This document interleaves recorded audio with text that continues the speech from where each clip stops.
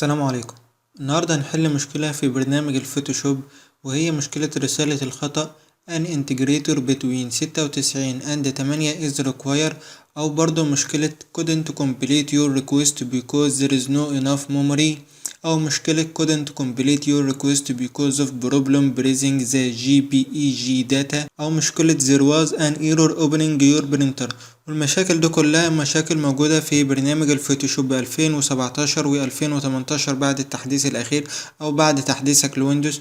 والمشاكل دي بتخلي عندك برنامج الفوتوشوب بحالة تهنيج على طول ومتعرفش تشتغل على البرنامج. والمشاكل دي بسبب ان البرنامج وش ساحب من الرامات، يعني البرنامج وش متعرف على الرامات بتاع الجهاز، فالبرنامج بيشتغل على البروسيسور فقط، مما بيؤدي الى مشاكل كتير في البرنامج. فعشان نحل المشكلة دي هنخش على اوامر الريجستري بتاعة البرنامج ونعرفه الرامات اللي موجودة على الجهاز بتاعنا، وبعد كده المشكلة ده تتحل معانا بإذن الله.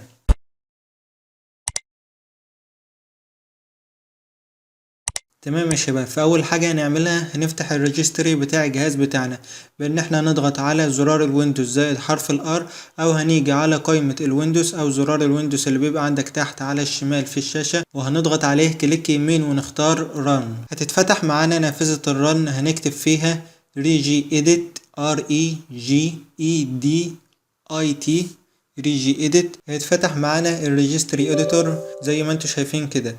هنيجي يا شباب بنفس الخطوات دي كده عشان نخش على ملف الريجستري بتاع برنامج الفوتوشوب. اول حاجة هتفتح الهيكي كورنتري يوزر،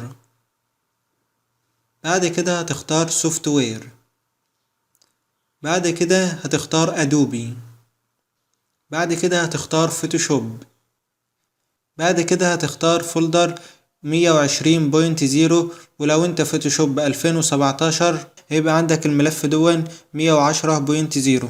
وبعد ما ضغطنا على الملف 110 او 120 على حسب ما هو موجود عندك، هنيجي على قائمة الريجستريات اللي موجودة في اليمين دي، وهنيجي في مكان فاضي وهنضغط كليك يمين ونختار نيو، ونختار DWORD 32 بت فاليو.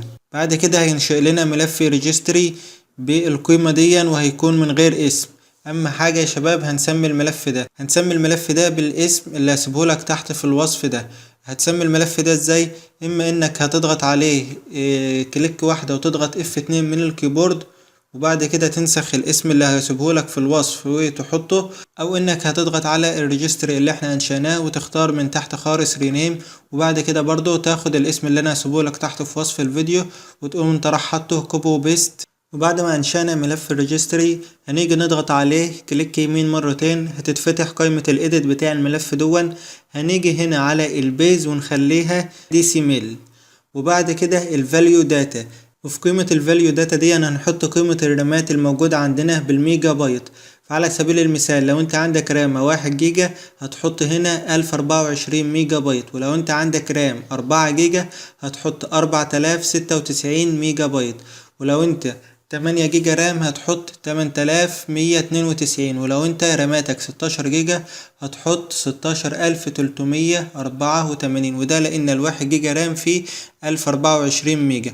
فانا الرامات بتاعتي 4 جيجا فهحط رقم 4096، وبعد كده هضغط اوكي، وبعد كده هقفل ملف الريجستري خالص.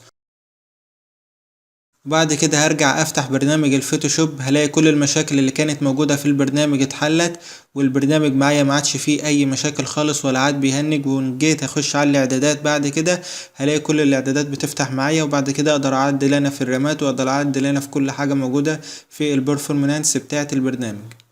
وبس كده بقى يا شباب، لو عجبكم الفيديو ما تنسوش تعملوا لايك ليه واشتراك في القناة، وشكرا.